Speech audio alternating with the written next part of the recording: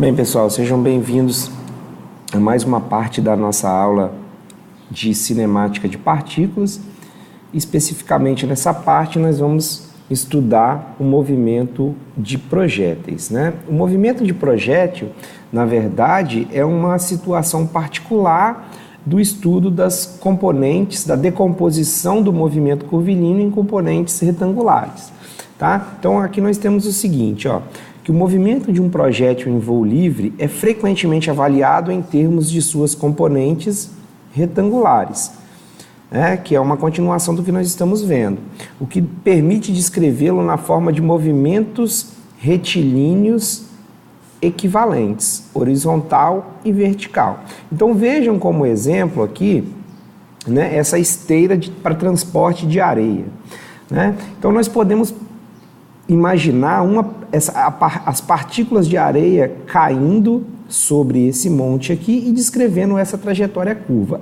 O movimento de cada partícula dessa, ele pode ser descrito, né, ele pode ser decomposto num movimento vertical e num movimento horizontal. Aqui, mais precisamente, né, a gente poderia colocar esse eixo aqui dessa forma, tá?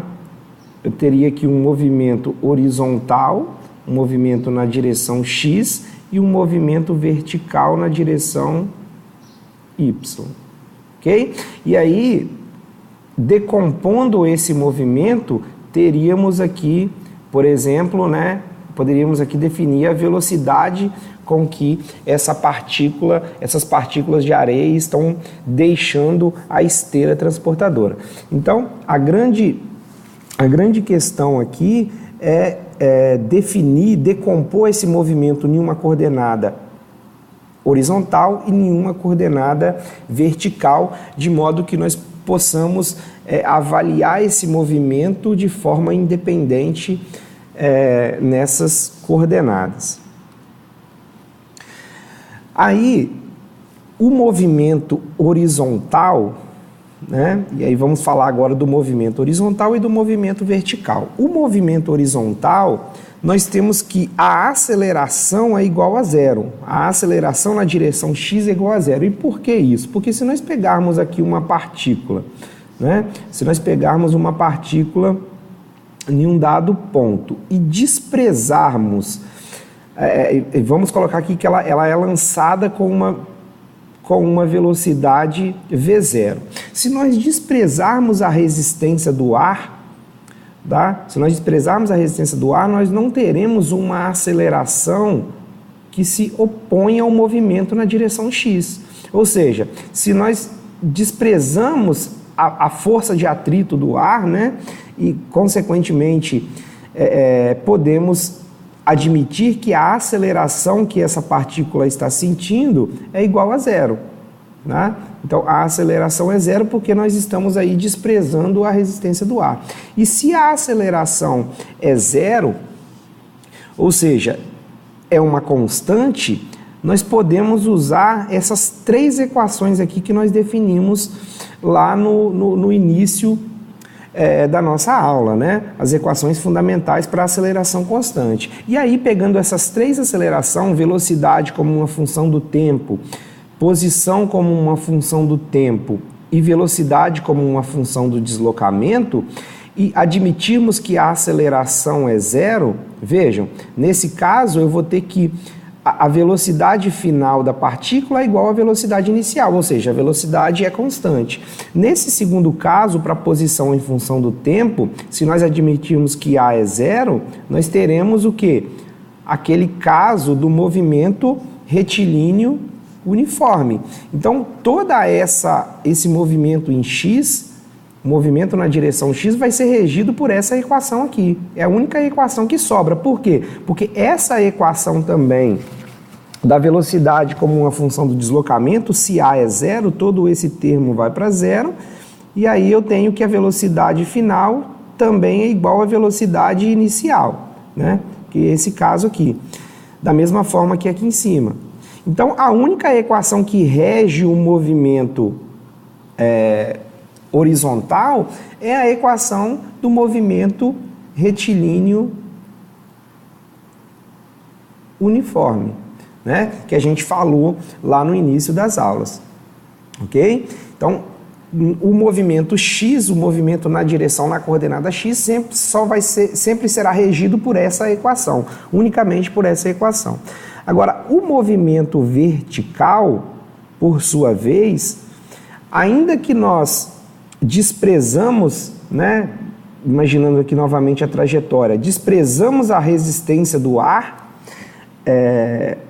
nessa direção vertical, nós teremos a ação da aceleração da gravidade, né? Então, nesse caso, a aceleração é constante e vale menos g, ok? Vale a aceleração gravitacional. E aí, pegando novamente aquelas três equações para a aceleração constante e substituindo A por menos g, nós teremos a velocidade como uma função do tempo, a posição vertical como uma função do tempo e a velocidade como uma função do deslocamento, né? E aí somente substituindo A por menos g. Então vejam que mudou o sinal aqui, onde que era mais meio de AT ao quadrado, ficou menos meio de GT ao quadrado, e aqui onde que era mais 2A, ficou menos 2G, né? Ou seja, mudamos somente a aceleração A por menos G, que é uma constante. Então, no movimento vertical, na decomposição desse movimento no movimento vertical, nós teremos a possibilidade de aplicação dessas três equações aqui, ok? Então, vamos aqui fazer alguns exemplos para consolidar esse conhecimento aí. Nesse primeiro caso, que é o exemplo 1.10, nós temos aqui o seguinte enunciado. Um saco desliza da rampa com uma velocidade horizontal de 12 metros por segundo. Se a altura da rampa é de 6 metros, a partir do piso, determine o tempo necessário para o saco bater no piso e o alcance R, onde o saco começa a empilhar. Então, eu tenho aqui a rampa. Esse saco aí, né, ele abandona a rampa com uma velocidade Vx, então vejam que aqui a velocidade é horizontal, né, isso aqui é importante, tá? A velocidade é horizontal, ou seja, eu só tenho velocidade no sentido x, né? E aí, se a gente tomar como referência esse ponto, né? Então vamos colocar esse ponto aqui como referência para nossas coordenadas.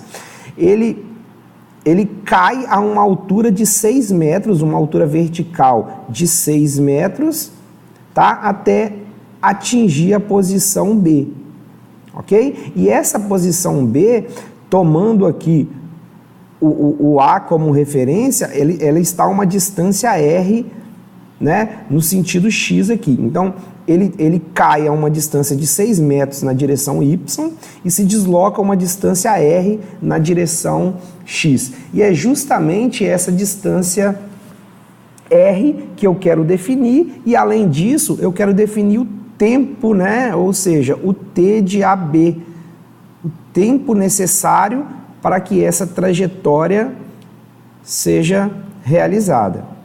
Então, são essas duas incógnitas aqui que eu quero, o tempo e a distância, ok? E aí, pessoal, sempre que nós tivermos problemas desse tipo envolvendo tempo, tá? Eu tenho que descrever, eu tenho que avaliar simultaneamente, na maioria das vezes, duas equações que envolvem o tempo, né? A equação do movimento horizontal, como a gente falou, para o movimento horizontal, eu tenho um movimento retilíneo uniforme. Então, eu vou ter, obrigatoriamente, que x de B é igual a um x de A mais um VAx, né? Um VAx vezes o tempo necessário para se deslocar de A até B, ok? Então, ou seja, a posição final é igual à posição inicial mais a velocidade vezes o tempo. A velocidade aqui, no caso, é constante e é a componente x. Aí, o que nós temos aqui? Se nós tomarmos o A como referência, a coordenada x de A é 0, então isso daqui vai para 0. A coordenada x de B vale o próprio R, a própria distância que eu estou procurando, não é isso? E a velocidade AX nós temos que é 12 metros por segundo, vezes o tempo necessário, T de AB. Então vejam que aqui eu preciso de encontrar esse tempo primeiro, né? Primeiro eu tenho que encontrar o tempo necessário para que essa queda se realize, para só então definir o valor de R. Para isso, para definir esse tempo, nós vamos precisar de analisar a componente vertical do movimento. A componente vertical do movimento. Essa componente vertical, né? Então, para definir essa componente vertical, nós vamos utilizar, temos 3 possibilidades, né? Deixa eu voltar aqui. Eu tenho a velocidade, né? Nós temos aqui a velocidade como uma função do tempo, temos a posição como uma função do tempo, e é essa que nós vamos utilizar, porque nós já conhecemos a velocidade inicial, a posição final, e conhecemos a posição inicial. Conhecemos a velocidade inicial e a única incógnita que sobrará aqui será o tempo. Então essa é a mais apropriada para ser utilizada nessa questão. Então nesse caso o meu movimento vertical será regido pela equação posição final, y de B, igual a posição inicial, y de A, mais a componente vertical da velocidade em A, VAY, vezes o tempo, mais, né,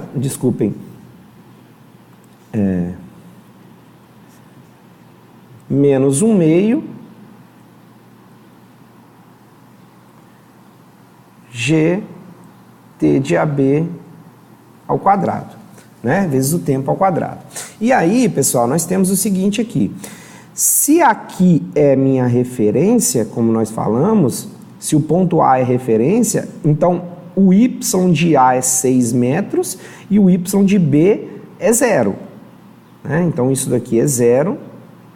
O y de A vai ser 6 metros. A velocidade, a componente y da velocidade, pessoal, é 0. Por que é 0? Porque a velocidade é somente horizontal, né? Por isso que eu falei que isso aqui é muito importante. Ou seja, eu só tenho VAX, a componente VAY é 0. Tá? Então isso aqui fica menos meio, G é 9,81 vezes T de AB ao quadrado. E aí, resolvendo isso aqui, a gente vai ter que T de AB é igual a 1,11 segundos. Então, essa é um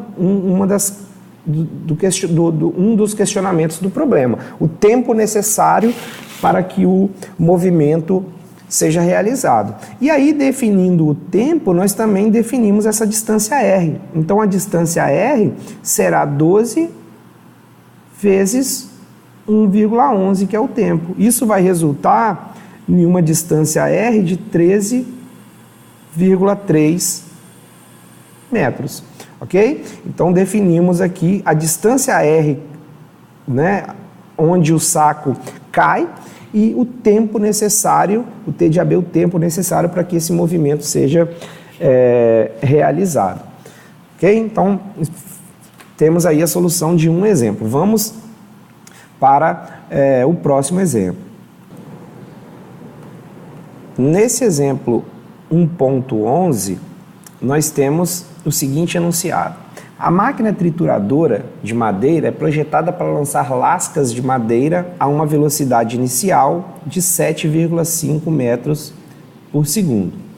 como mostrado na figura, ou seja, com um ângulo de inclinação de 30 graus em relação à horizontal. Então vejam que agora a velocidade a componente da velocidade ou a resultante, ela tem uma inclinação, ou seja, ela tem uma componente em x e uma componente em y. Nesse caso, nós podemos decompor essa componente em uma componente Vx, eu posso decompor isso aqui num V0x, que é V0 cosseno de 30, e numa componente V0y. Tenho aqui um V0y, que é V0 seno de 30, ok? Então, se o tubo está orientado a 30 graus em relação à horizontal, determine quão alto, ou seja, a altura H, essa altura H aqui, que as lascas atingem a pilha nesse instante de tempo, elas caem sobre a pilha a 6 metros do tubo, ou seja, ela está uma distância horizontal, está localizada numa distância horizontal a 6 metros do tubo. Tá? Então, eu quero determinar essa altura H aqui, onde essas lascas atingem a pilha de madeira nesse dado instante de tempo. E aí, novamente, eu preciso analisar as componentes horizontal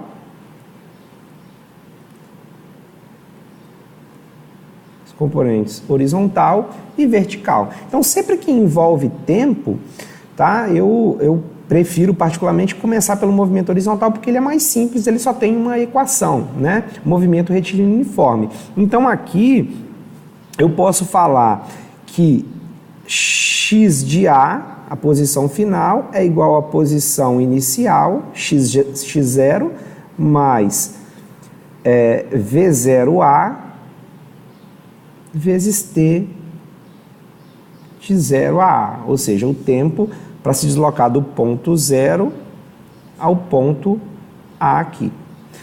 Beleza? Então aqui, novamente, se nós tomarmos esse ponto como referência, o meu x aqui será 0, ou seja, x0 igual a 0. O meu x de A é essa distância horizontal. Então, nesse caso, será essa distância horizontal aqui. Então, x de A é igual a 6. Ok? V0A, como nós já falamos aqui, é a decomposição do vetor velocidade na direção x. Então, será 7,5, que é V0. Deixa eu melhorar aqui. Isso aqui vai ser V0, que é 7,5, vezes cosseno de 30 graus. Tudo isso vezes o tempo de 0 a A. E aí a gente já define esse tempo, A gente já pode definir esse tempo aqui de 0 a A, o tempo decorrido durante a trajetória, que vai ser 6 dividido por 7,5 cosseno 30, que vai resultar num tempo de 0,931 segundos. E esse é o tempo gasto. Por que a gente calculou logo esse tempo? Porque agora, na análise do movimento vertical,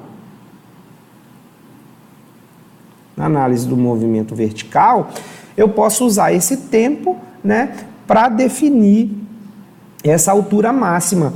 Ou seja, eu posso analisar a altura, o deslocamento como uma função do tempo, de modo que eu posso falar aqui y de A, ou seja, a posição vertical final, que é a posição de A, é igual à posição inicial, y0, mais um V0y, ou seja, a velocidade inicial na direção y vezes o tempo, que foi o tempo que a gente definiu, menos meio de GT. Aqui é de 0, deixa eu acertar aqui não é de A a B, senão vocês podem se confundir aí, é de 0 a A, minha trajetória, de 0 a A, ok? Aqui ao quadrado.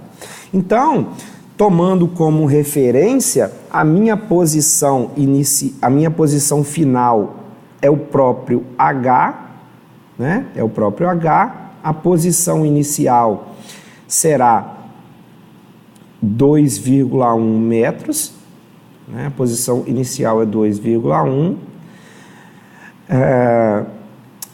A distância, a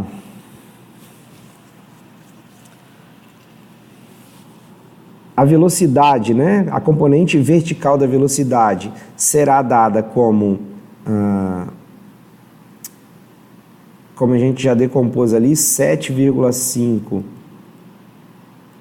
seno de 30 graus, vezes o tempo de 0 a A, que a gente já definiu, que é 0,931, menos meio, vezes G, que é 9,81, vezes o tempo de novo ao quadrado. Ok? E aí, resolvendo isso para H,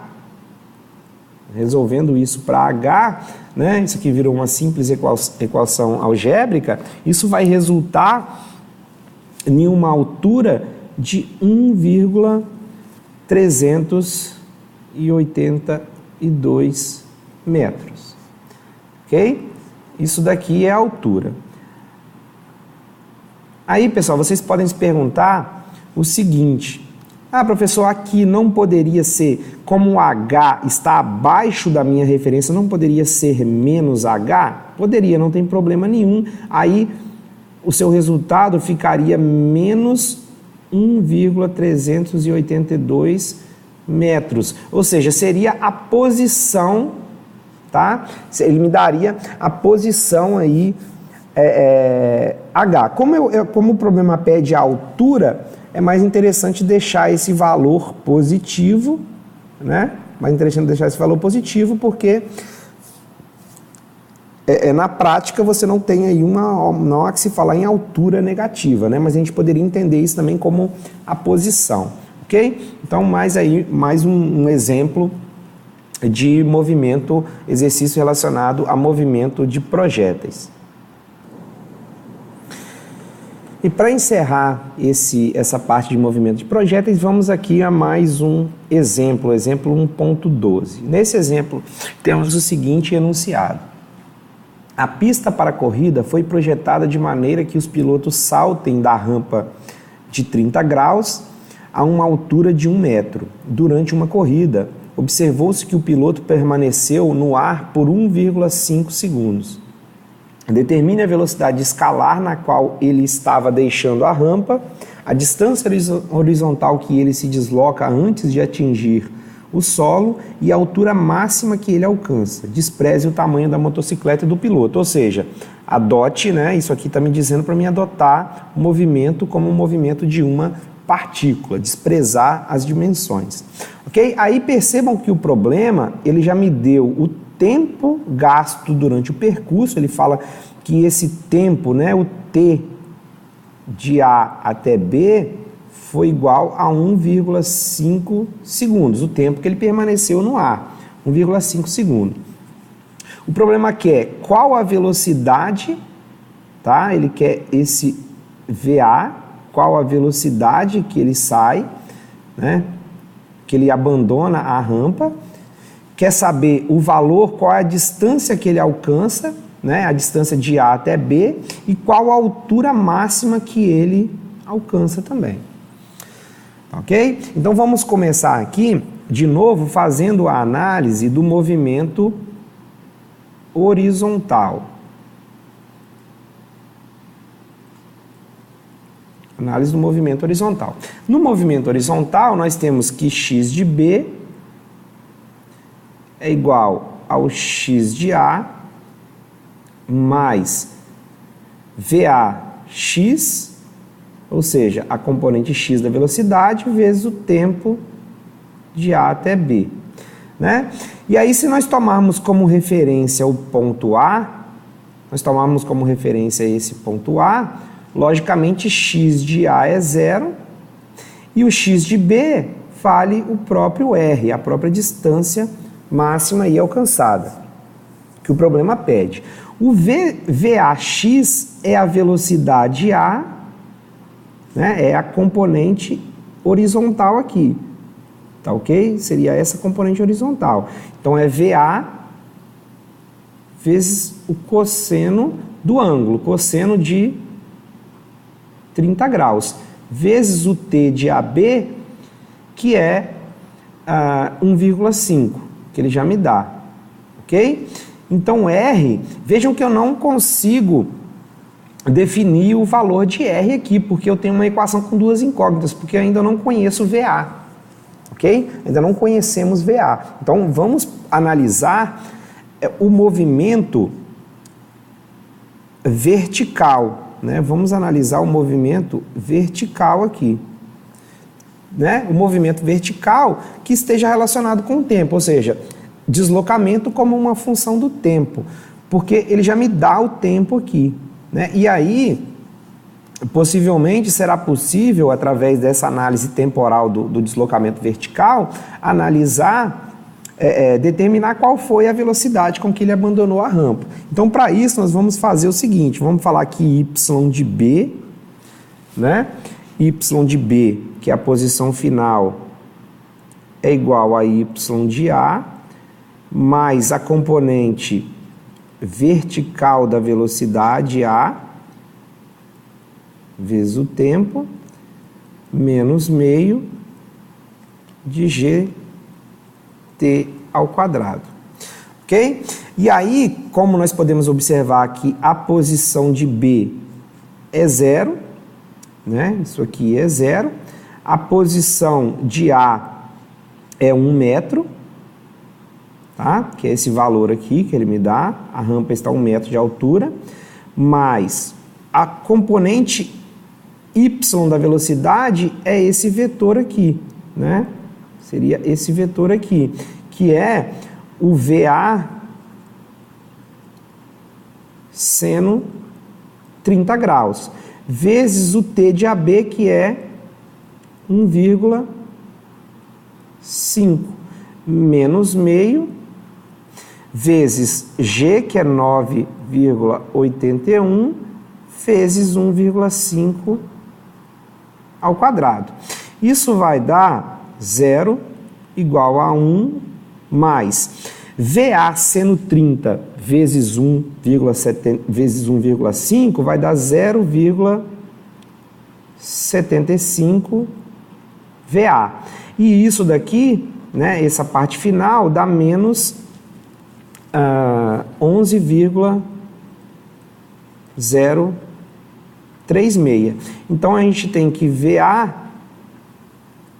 né, a velocidade com que ele deixa a rampa, vai ser 11,036 mais 1 dividido por 0,75, ou seja, VA vai dar 13,38 metros por segundo. E essa daqui é a velocidade com que o motociclista abandona a rampa nessa situação. E aí, uma vez definido a velocidade com que ele abandona a rampa, nós podemos já definir aqui, ó, voltar nessa equação e definir o R. Então, o R vai ser VA, que é 13,38 vezes seno de 30 graus, vezes 1,5. Isso vai resultar em R igual a 17,4 metros. Ok? Esse é o valor de R que o problema pede também. Aí faltou definir o quê? Somente a altura máxima C. Tá bom? Para isso, agora, o que nós podemos fazer? Vejam, agora nós vamos analisar somente, deixa eu apagar aqui, eu posso analisar somente esse movimento, né? Esse primeiro ciclo do movimento, esse movimento aqui, ó, de A a C, né? Então, sempre que essa altura máxima for desejável, a gente pode usar somente uma parte do movimento, ou seja, eu posso analisar o movimento, somente o movimento de A até C, ok? Somente uma parcela do movimento. E aí, a gente utiliza a velocidade como uma função do deslocamento. Por quê? Porque sempre quando a altura for máxima, a velocidade aqui é zero, né? Por quê? Porque, vejam, no movimento de projéteis, o que acontece? Ele sai daqui com uma velocidade, né? Aí, essa velocidade, ela sofre a ação, essa partícula sofre a ação da aceleração da gravidade, menos g, essa velocidade vai diminuindo até chegar, quando na altura máxima, essa velocidade é zero. E aí, ela passa a inverter, então isso aqui é um ponto de inflexão, agora ela passa a cair, né? E essa ação da gravidade passa a aumentar a velocidade, até ela chegar com uma velocidade definida aqui em b.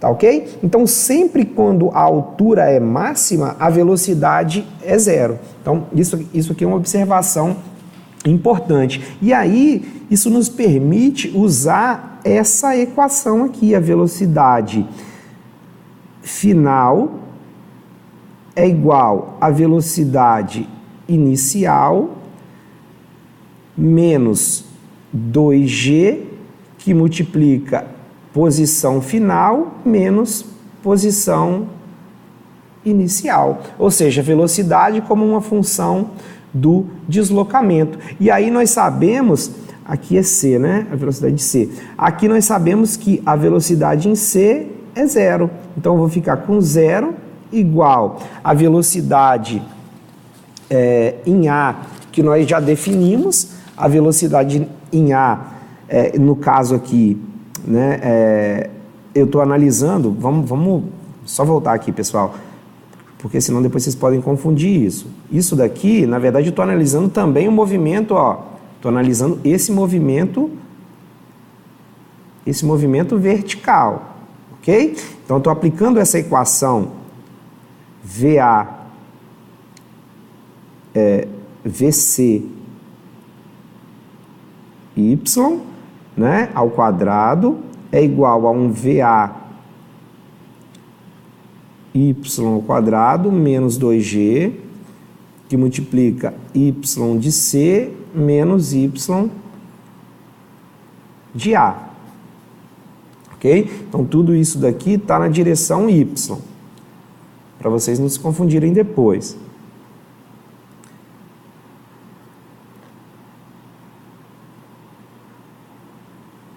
Beleza? Então, a componente CY é zero. Ok? Então, eu tenho que zero é igual a VAY. O VAY é o VA seno de 30. Tudo isso daqui ao quadrado. Menos 2 vezes 9,81, que multiplica y de C, que é o próprio H, menos y de A, que é 1. Ok? Então, eu vou ter aqui que zero é igual a VA, que é 13,38, seno de 30 graus, menos, aí expandindo isso daqui, a gente vai ter 19,62 H mais 19,62, ok? E aí, a gente vai ter que H, resolvendo isso aqui agora, H vai ser 13,38 seno 30, né? Vou passar para cá isso, mais 19,62, desculpem, 19,62